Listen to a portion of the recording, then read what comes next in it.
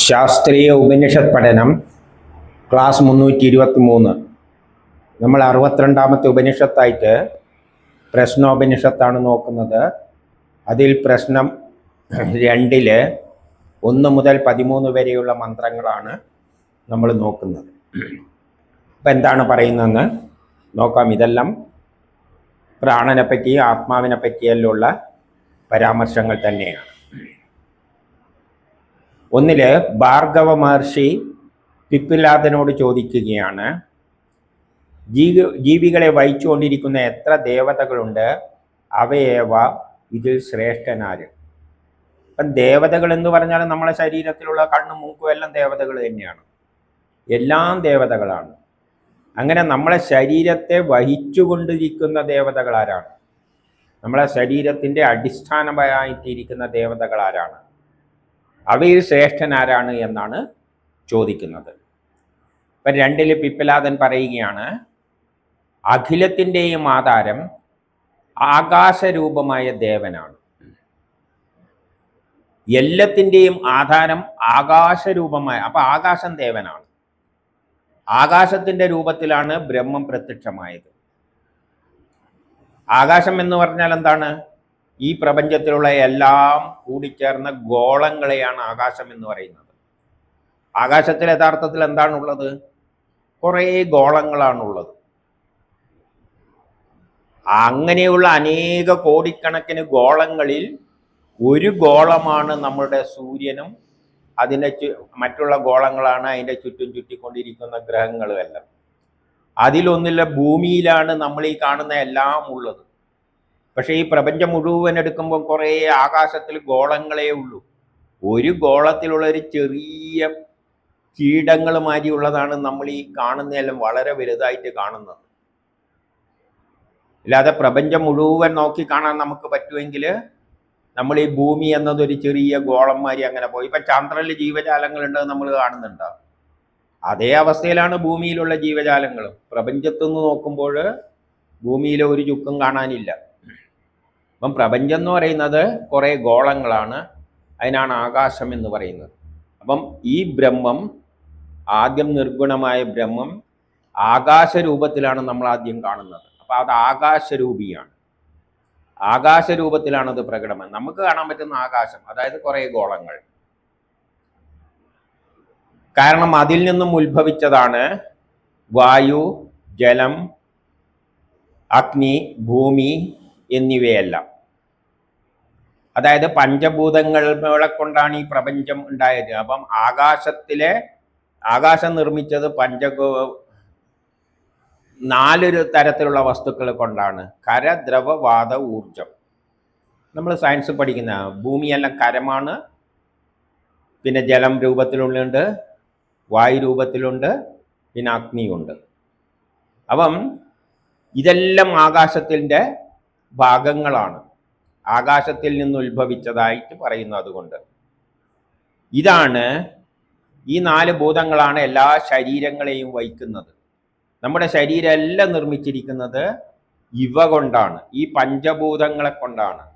കരരൂപത്തിലുള്ള വസ്തുക്കൾ കൊണ്ടാണ് നമ്മൾ ഉണ്ടാക്കിയിരിക്കുന്നത്. ഇതെല്ലാം കരാണ്. ജലരൂപം എന്ന് പറഞ്ഞാൽ കണ്ണിലുള്ള വെള്ളം, മൂക്കിലുള്ള പുറത്തേക്ക് വരുന്നത് രക്തം, ഇതെല്ലാം ജലരൂപമാണ്. പിന്നെ വായു ശ്വസിക്കുന്ന ഊർജമുണ്ട്. നമ്മളെല്ലാം നിയന്ത്രിക്കുന്ന ആ പ്ലാനറ്ററി സിസ്റ്റമാണ് ആകാശം. അതുകൊണ്ട് ഈ സ്ഥൂല ശരീരം എന്തിൽ നിന്നാണ് ഉണ്ടായത്? അതുകൊണ്ട് അതെല്ലാം ധാരക ദേവതകൾ എന്ന് പറയുന്നു. അതിനെയെല്ലാം ധാരക ദേവതകൾ, എല്ലാം ധാരണം ചെയ്തിരിക്കുന്നു ഇവ. അതുകൊണ്ട് ധാരക ദേവതകൾ എന്ന് പറയുന്നു.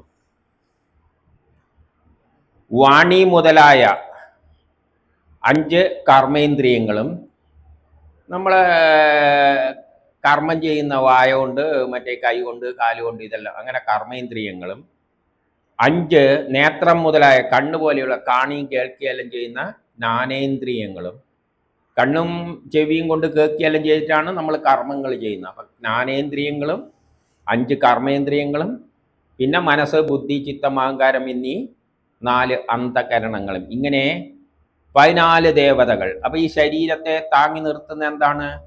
വേറെ 14 ദേവതകളാണ്. പഞ്ചഭൂതങ്ങൾ ദേവതകളാണ്. പിന്നെയോ ആകാശത്തിൽ നിന്നാണ് ഇതെല്ലാം ഉണ്ടായിരിക്കുന്നത്. ഗോളങ്ങളിൽ നിന്നുള്ള ഉത്ഭവിച്ച പഞ്ചഭൂതങ്ങളെ കൊണ്ടാണ് ഈ ശരീരം ഉണ്ടാക്കിയിരിക്കുന്നത്. അതിൽ തന്നെ എന്തുണ്ട്? 5 കർമ്മേന്ദ്രിയങ്ങൾ, 5 ജ്ഞാനേന്ദ്രിയങ്ങൾ, മനസ്സ്, ബുദ്ധി, ചിത്തം, അഹങ്കാരം. ഇങ്ങനെ 14 ദേവതകൾ വേറെയുമുണ്ട്. ഇവർ ശരീരത്തെ പ്രകാശിപ്പിക്കുന്നു. നമ്മളെ ശരീരത്തെ പ്രകാശിപ്പിക്കുക എന്ന് പറഞ്ഞാൽ നമ്മൾ കാണുന്ന ഏതുകൊണ്ടാണ്? കണ്ണുകൊണ്ട് കാണുന്നു, മനസ്സുകൊണ്ട് മനസ്സിലാക്കുന്നു.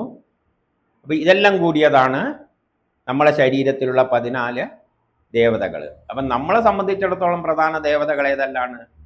പഞ്ചഭൂതങ്ങളെ പറ്റി കരദ്രവമൊന്നും നമ്മൾ ചിന്തിക്കില്ല. നമ്മൾ കണ്ണ്, ചെവി കൊണ്ട് കാണുകയും കേൾക്കുകയെല്ലാം രുചിക്കുകയെല്ലാം ചെയ്തിട്ട് അതിനെ ബുദ്ധി കൊണ്ട് മനസ്സിലാക്കുന്നു. അപ്പം ഇതെല്ലാമാണ് നമ്മളെ നിയന്ത്രിക്കുന്ന ദേവതകൾ. അപ്പം ദേവതകൾ എന്ന് പറഞ്ഞാൽ എത്രയോ കോടിക്കണക്കിനുണ്ട്. ഇതെല്ലാം ദേവതകളാണ്. മൂക്ക് ദേവതയാണ്, കണ്ണ് ദേവതയാണ്, ഈ കണ്ണടയും ദേവതയാണ്.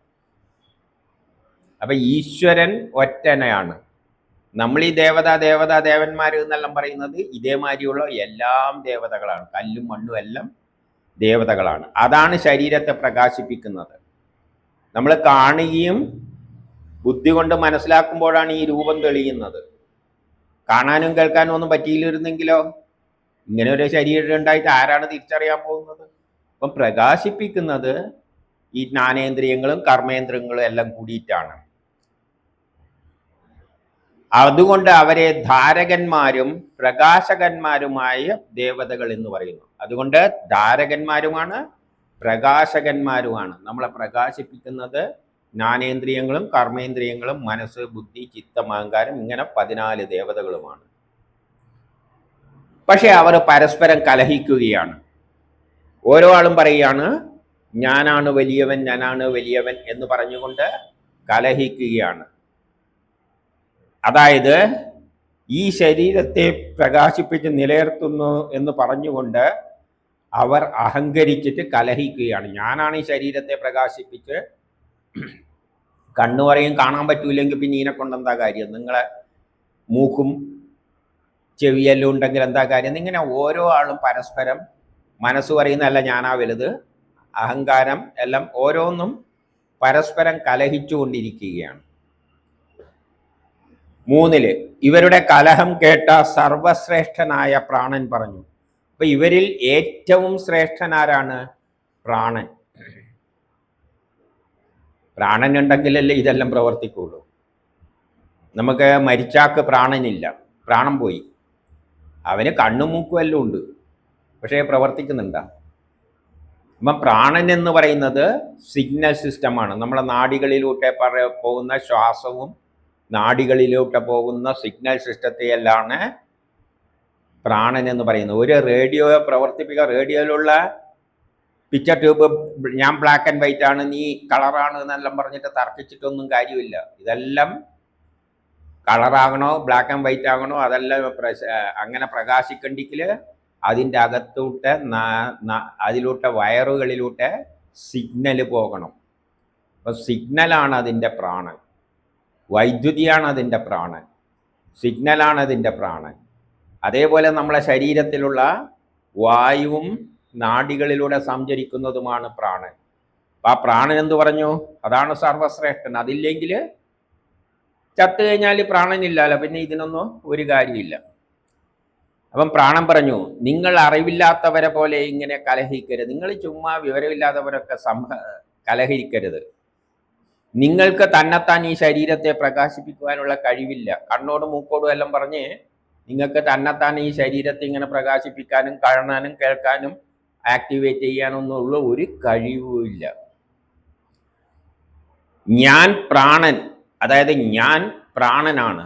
ഞാൻ എന്നെ തന്നെ പ്രാണൻ, അപാനൻ, സമാനൻ, വ്യാനൻ, ഉദാനൻ എന്നിവങ്ങനെയായി 5ആയി വിഭജിച്ചിട്ട് ആശ്രയം നൽകി ഇവയെ വഹിക്കുന്നു. ഇവയെല്ലാം ഏകോപിപ്പിച്ച് പ്രവർത്തിപ്പിക്കുന്നത് പ്രാണൻ. ഞാൻ 5 പ്രാണനായി തീർന്നിട്ട് പ്രാണൻ, അപാനൻ, സമാനൻ, വ്യാനൻ, ഉദാനൻ. അപ്പം നമ്മളെ ശരീരത്തിൻ്റെ പല ഭാഗങ്ങളെ നിയന്ത്രിക്കുന്ന നാഡികളിലൂടെയുള്ള സിഗ്നൽ സിസ്റ്റത്തെയാണ് ഇവിടെ 5 തരം പ്രാണനായിട്ട് പറഞ്ഞു. ചിലത് വയറുകളെ പ്രവർത്തിപ്പിക്കുന്നു, ചിലപ്പോൾ ഗുദങ്ങളെയെല്ലാം പ്രവർത്തിപ്പിക്കുന്നു, ചിലത് ഹൃദയം പോലെയുള്ളതിനെ പ്രവർത്തിപ്പിക്കുന്നു, ചിലത് ബുദ്ധി പോലെ. അങ്ങനെ 5 പ്രാണനായിട്ട് ഇത് മാറുന്നുണ്ട്. അതിനാൽ ഞാൻ തന്നെ ഇവിടെ എല്ലാറ്റിനെയും സുരക്ഷിതമായി നിർത്തുന്നത്. നിങ്ങളൊന്നുമല്ല, ഞാനാണ് ഇവയെല്ലാം സംരക്ഷിച്ച് ഇവിടെ നിർത്തുന്നത്. പക്ഷേ ഈ പ്രാണന്റെ ആ വാക്ക് മറ്റുള്ള കണ്ണുമൂക്കൊന്നും അംഗീകരിച്ചില്ല, വിശ്വസിച്ചില്ല. 6, അപ്പോൾ പ്രാണൻ തന്നെ അപമാനിക്കുന്നതായിട്ട് കണ്ടിട്ട് തൻ്റെ പ്രഭാവം കാണിക്കുവാനായി ശരീരത്തിൽ നിന്നും വെളിയിലേക്ക്, മൂർധാവ് വഴി വെളിയിലേക്ക് കടന്നു. എന്നാ പിന്നെ ഞാൻ കാണിച്ചു തരാമെന്ന് പറഞ്ഞ് പ്രാണൻ ഒരൊറ്റ പോക്ക് പോയപ്പോൾ മറ്റുള്ളവർക്ക് സ്വയം നിലനിൽക്കാൻ പറ്റിയില്ല. പ്രാണൻ പോയാൽ പിന്നെ കണ്ണിനും മൂക്കിനും ഒന്നും എന്തില്ല, പ്രവർത്തനശേഷിയില്ല. അവരും അതിനെ പിന്തുടർന്നു. പ്രാണന്റെ പോകുമ്പോൾ അതിൻ്റെ പിന്നാലെ കണ്ണും മൂക്കും എല്ലാം അതിൻ്റെ ഫങ്ഷനും അങ്ങ് പോയി. കാരണം കണ്ണിനെയും മൂക്കിനെയും എല്ലാം പ്രവർത്തിപ്പിക്കുന്നത് നാഡികളിലൂടെയുള്ള ഈ പ്രാണനാണ്. ഒരു ടി വിയിലുള്ള വൈദ്യുതി അങ്ങ് പോയി കഴിഞ്ഞാൽ, അല്ലെങ്കിൽ സിഗ്നൽ അങ്ങ് പോയി കഴിഞ്ഞാൽ പിക്ചർ ട്യൂബല്ലോ കളറും അല്ല, ബ്ലാക്ക് ആൻഡ് വൈറ്റും അല്ല, അങ്ങനെ അങ്ങ് കിടക്കുകയേ ഉള്ളൂ. അതുപോലെ ഈ പ്രാണൻ പോയപ്പോൾ ഇവർക്ക് നിലനിൽപ്പില്ലായിട്ട് അവരും അതിൻ്റെ കൂടെ അങ്ങ് പോയി. ഏതുപോലെ എന്നാൽ തേനീച്ചക്കൂട്ടിലെ ഒരു രാജ്ഞി പുറത്തേക്ക് പോകുമ്പോൾ എല്ലാവരും പിന്നാലെ പോകും. രാജ്ഞി കൂട്ടിലേക്ക് വരുമ്പോൾ എല്ലെണ്ണം പിന്നാലെ കയറി വരുന്ന പോലെ പ്രാണൻ തിരിച്ചു വന്നപ്പോൾ അവരും എല്ലാം ആക്റ്റീവായിട്ട് തിരിച്ചു വന്നു. പ്രാണൻ ബോധം കെട്ടുപോയാൽ അറിയാലോ, നാഡികളെല്ലാം പ്രവർത്തനം നഷ്ടപ്പെട്ടു പോയാൽ ഒന്നും കാണാനും കേൾക്കാനും പറ്റില്ല. തിരിച്ചു വരുമ്പോൾ ആക്റ്റീവാകും. അപ്പോൾ എല്ലാ ഇന്ദ്രിയങ്ങൾക്കും, ജ്ഞാനേന്ദ്രിയം, കർമ്മേന്ദ്രിയം, മനസ്സ്, ബുദ്ധി, ചിത്തം, അഹങ്കാരം, ഇവർക്കെല്ലാം ശ്രേഷ്ഠൻ പ്രാണൻ തന്നെ എന്ന് ബോധ്യം ഉണ്ടായി. അവർ പിന്നെ ആ പ്രാണനെ പ്രശംസിക്കുവാൻ തുടങ്ങി. 5 പറയുകയാണ്, വാണി മുതലായ ദേവതകൾ സ്തുതിച്ചുകൊണ്ട് പറഞ്ഞു. എല്ലാ ദേവതകളും കൂടിയിട്ട് പിന്നെ ഓരോന്ന് പറഞ്ഞ് സ്തുതിക്കുവാൻ തുടങ്ങി. ഈ പ്രാണൻ തന്നെ അഗ്നിരൂപമായി ജ്വലിക്കുന്നത്. പ്രാണനുള്ളപ്പോഴാണ് നമ്മളെ ജഡരാഗ്നിയെല്ലാം ജ്വലിക്കുന്നത്, ജ്വലിച്ചിട്ട് നമ്മളെ ശരീരത്തിൻ്റെ ചൂട് നിലനിർത്തുന്നത്. പ്രാണൻ പോകുമ്പോൾ ചൂടെല്ലാം പോകും. അപ്പൊ അഗ്നിയായിട്ട് വരുന്നതും ഈ പ്രാണൻ തന്നെയാണ്. അത് സൂര്യനാണ്. ഈ പ്രാണൻ എവിടെ നിന്നാണ് വരുന്നത്? സൂര്യനിൽ നിന്നാണ് നമ്മളിലേക്കുള്ള സിഗ്നൽ സിസ്റ്റം വരുന്നത്. ഗ്രഹങ്ങളിലൂടെയാണ് നമ്മളെ നാഡികളിലൂടെയുള്ള സിഗ്നൽ സിസ്റ്റം എല്ലാം വരുന്നത്. അതിൻ്റെ പ്രധാനം സൂര്യനാണ്.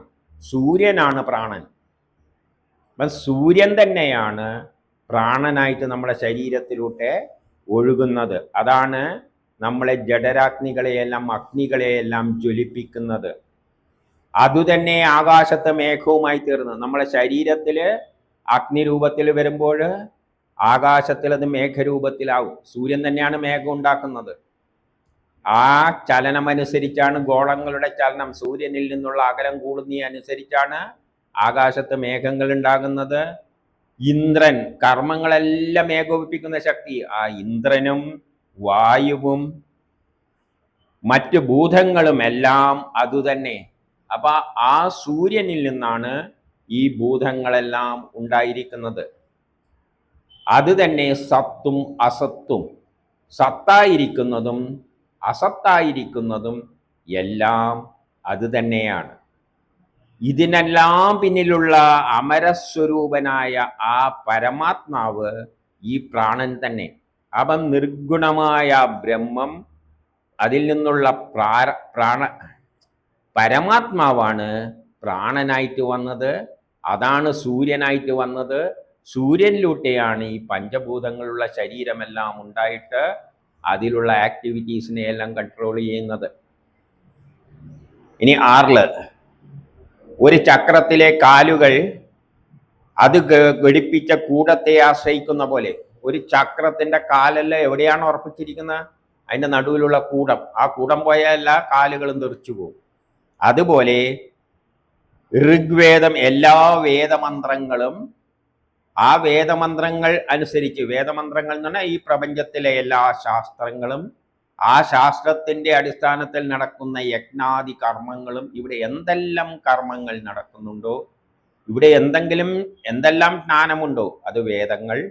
ആ വേദങ്ങളിൽ ജ്ഞാനത്തിന്റെ സയൻസിന്റെ അടിസ്ഥാനത്തിലാണ് കർമ്മങ്ങൾ ചെയ്യുന്നത്. അപ്പൊ എല്ലാ യജ്ഞങ്ങളും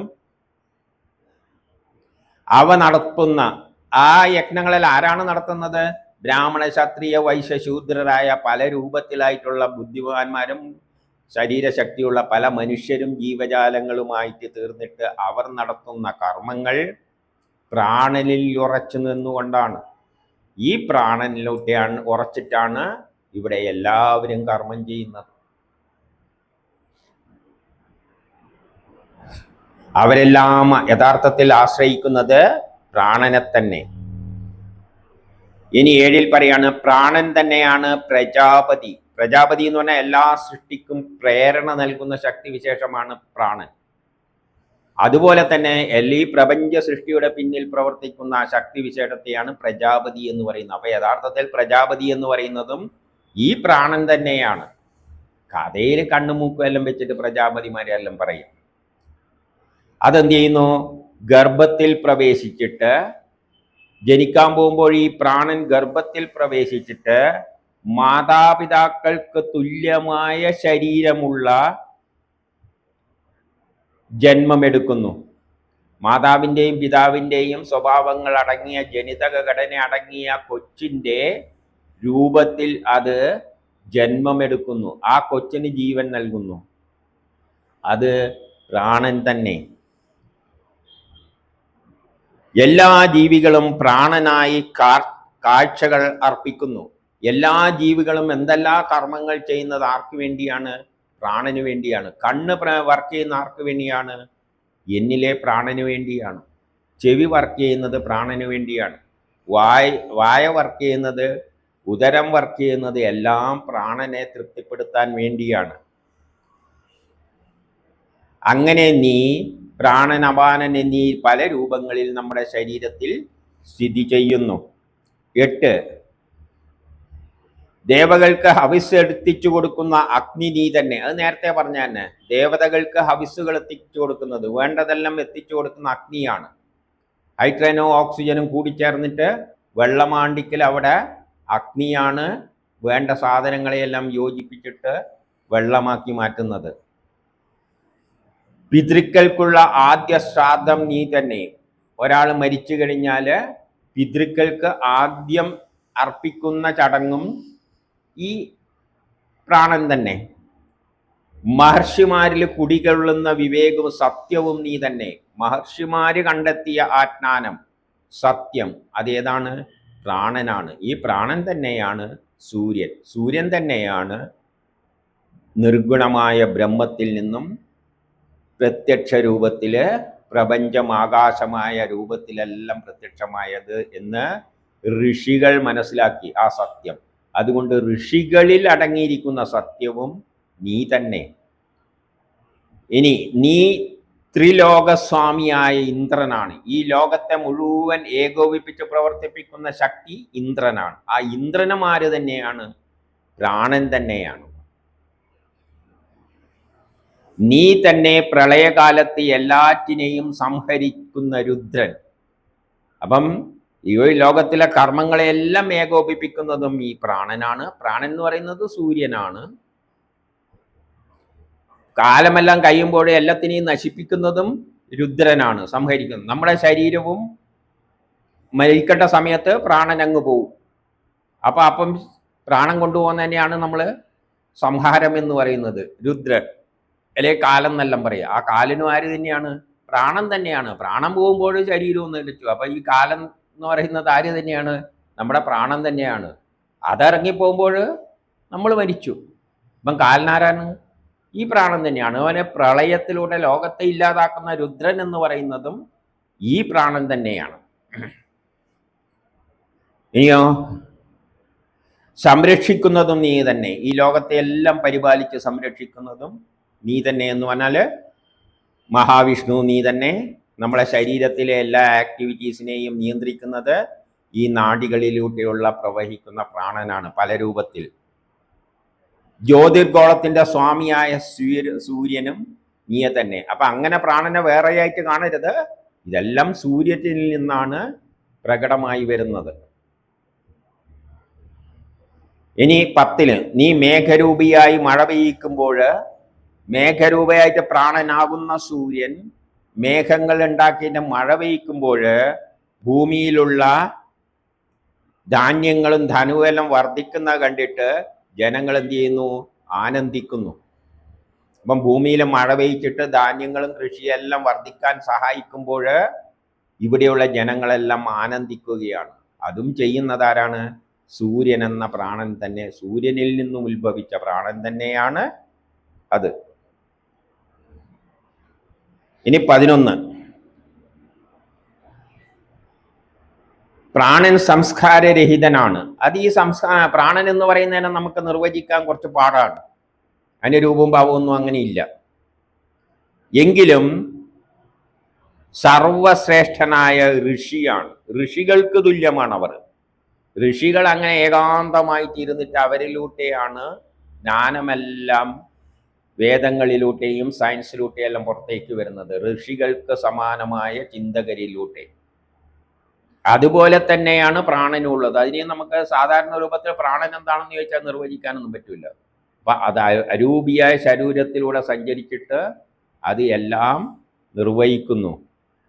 നീ സ്വതവേ ശുദ്ധനാണ്. അതുകൊണ്ട് തന്നെ ഈ പ്രാണൻ എപ്പോഴും ശുദ്ധനാണ്. അതിന് ആരുമായിട്ട് പക്ഷഭേദമൊന്നുമില്ല. ഏത് മനുഷ്യരിലുള്ളത് ഒരേ പ്രാണനാണ്. അത് ഹിന്ദു ആയാലും മുസ്ലിം ആയാലും ക്രിസ്ത്യാനി ആയാലും എല്ലാത്തിലും ഉള്ളത് പ്രാണൻ ഒരേ പ്രാണൻ തന്നെയാണത്. ഒരേ സൂര്യനിൽ നിന്ന് വരുന്നതാണ്. അതിനാൽ സംസ്കാര ശുദ്ധി അതിനാവശ്യമില്ല. ഈ സംസ്കാരത്തിന്റെ ഈ നമ്മുടെ ഈ ലോകത്തിലുള്ള ഇന്ന കർമ്മം ചെയ്താലേ ശുദ്ധി കിട്ടൂ എന്നുള്ള ചിന്തയൊന്നും പ്രാണനില്ല. പ്രാണനെ സംബന്ധിച്ചുള്ള നമ്മളെ ശരീരത്തിന് ശുദ്ധിയെല്ലാം വേണം. കുളിക്കണം, നല്ല ചിന്തകൾ ഉണ്ടാക്കണം എന്നെല്ലാം പറയാം. പക്ഷെ പ്രാണനെ സംബന്ധിച്ചിടത്തോളം അതിൻ്റെ ഒന്നും ആവശ്യമില്ല. നീ അത് തന്നെയാണ് എല്ലാവരെയും ശുദ്ധീകരിക്കുന്നത്.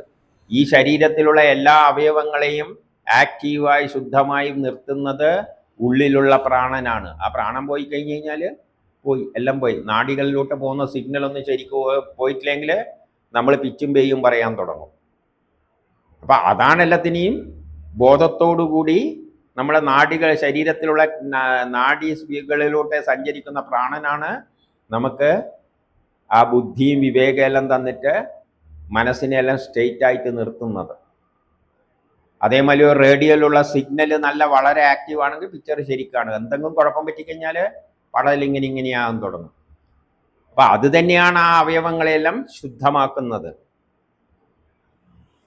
ഇന്ദ്രിയങ്ങൾ നിനക്കായി ഭോജ്യപദാർത്ഥങ്ങൾ നൽകുന്നു. ഈ ഇന്ദ്രിയങ്ങളെല്ലാം തിന്നിയും കുടിക്കുകയും എല്ലാം ചെയ്യുന്നത് പ്രാണനെ നിയന്ത്രിക്കാൻ വേണ്ടിയാണ്. അപ്പം പ്രാണനാണ് ഇത് ഭുജിക്കുന്നത്. നമ്മൾ തിന്നുണ്ടെങ്കിൽ ശരീരപോഷണത്തിനാണെങ്കിൽ ശരീരത്തെ പോഷണമല്ല പ്രധാനം, ഉള്ളിലുള്ള പ്രാണനെയാണ് ആക്ടിവേറ്റ് ചെയ്യുന്നത്. ആ പ്രാണൻ നല്ല ശക്തിയുള്ളതാണെങ്കിൽ നമ്മൾ അവയവങ്ങളെല്ലാം അത് ശക്തമാക്കും. അപ്പം ഈ കൊടുക്കുന്ന ഇന്ദ്രിയങ്ങളെല്ലാം ആ പ്രാണന് വേണ്ടിയിട്ടാണ് എല്ലാം ഭോജ്യവസ്തുക്കൾ നൽകുന്നത്. നീ അവയെ ഭുജിക്കുകയും ചെയ്യുന്നു.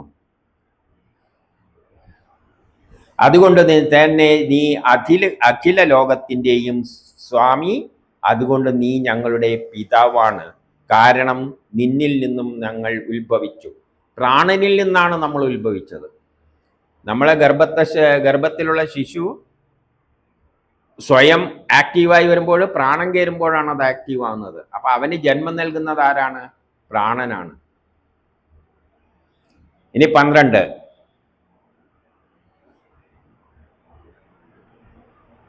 ഈ പ്രാണൻ എല്ലാ ഇന്ദ്രിയങ്ങളുടെയും അന്തരകരണങ്ങളുടെയും പ്രവൃത്തിയിൽ വ്യാപിച്ചിരിക്കുന്നു. നമ്മുടെ ഇന്ദ്രിയങ്ങളെ എല്ലാം പ്രവർത്തിക്കുന്നത്, ശരീരത്തിലെ എല്ലാ ഭാഗങ്ങളും പ്രവർത്തിക്കുന്നത് ആ സിഗ്നൽ സിസ്റ്റമാണ്. അതാണ് പ്രാണൻ. നാഡികളിലൂടെ പ്രാണൻ പ്രവഹിക്കുമ്പോഴാണ് കണ്ണും മൂക്കുമെല്ലാം പ്രവർത്തിക്കുക. ഏതോ നാഡികളിലൂടെ ക്ഷയിച്ചു പോയാൽ ആ അവയവം ഇങ്ങനെ തളർന്നു പോകും. പക്ഷപാതം പിടിച്ചു കണ്ടിട്ടില്ലേ? നാഡികൾ തളർന്നു പോകും, അതിലൂടെയുള്ള സിഗ്നൽ ശരിക്കും പ്രവഹിച്ചിട്ടില്ലെങ്കിൽ. അപ്പം ശരീരത്തിലുള്ള എല്ലാ ഇന്ദ്രിയങ്ങളും എല്ലാം അന്ധകരണങ്ങളും മനസ്സ് ബുദ്ധി മനസ്സ് പോലും ഉണ്ടാവില്ല. ബോധക്ഷയം വന്നു പോയാൽ എന്ത് ചെയ്യാൻ പറ്റും? അപ്പോൾ എന്താണ്, ആ തലച്ചോറിലേക്ക് പോകുന്ന നാഡികളിലൂടെയുള്ള സിഗ്നല് നശിച്ചു പോവുകയാണ്. അപ്പം എല്ലാ അവയവങ്ങളെയും മനസ്സ് ബുദ്ധി ചിത്തം അഹങ്കാരം എല്ലാത്തിലെയും പ്രവർത്തനങ്ങളിൽ അത് വ്യാപിച്ചിരിക്കുന്നു. നീ അതുകൊണ്ട് അതോടെ അഭ്യർത്ഥിക്കുന്നു, നീ പ്രവർത്തികൾ മംഗളമാക്കി തരണേ. അതുകൊണ്ട് പറയുന്നു, നമ്മളെ പ്രവർത്തികളെല്ലാം നല്ലതും ചീത്ത ആക്കുന്നതെല്ലാം ഈ പ്രാണനെ ആശ്രയിച്ചിരിക്കുന്ന. അതുകൊണ്ട് പ്രാണനോട് പറയാണ്, നീ ഞങ്ങളുടെ പ്രവർത്തികൾ മംഗളമാക്കി തരണേ. നീ ശരീരം വിട്ട് മുകളിലേക്ക് ഉയരാതിരിക്കണേ എന്ന് ഞങ്ങൾ പ്രാർത്ഥിക്കുന്നു. അതുകൊണ്ട് നീ നമ്മുടെ ശരീരം വിട്ടിട്ട് പോയി കളയരുത്. പോയി കളഞ്ഞാൽ നമ്മൾ ചത്തുപോയി. ഒടുവിൽ 13 ഒടുവിലെ ദേവതകൾ പ്രാണനോട് പ്രാർത്ഥിക്കുന്നു, ഹേ പ്രാണ, ഞാൻ ഒരു മാതാവ് കുഞ്ഞിനെ സംരക്ഷിക്കുകയും പരിപാലിക്കുകയും ചെയ്യുന്നത് പോലെ ഞങ്ങൾക്ക് ഐശ്വര്യവും കാന്തിയും പ്രവർത്തന ശക്തിയും ജ്ഞാനവും പ്രഭാവവും എല്ലാം നൽകണേ. അപ്പം നമ്മളെ പ്രവർത്തന ശക്തി, ബുദ്ധിശക്തി, കഴിവ്, എല്ലാതരം കഴിവുകളും പ്രാണനാണ് നമുക്ക് നൽകുന്നത്. അതുകൊണ്ട് ഒരു കുഞ്ഞിനെ മാതാവ് സംരക്ഷിക്കുന്നത് പോലെ പ്രാണൻ നമ്മളെ സംരക്ഷിക്കണേ.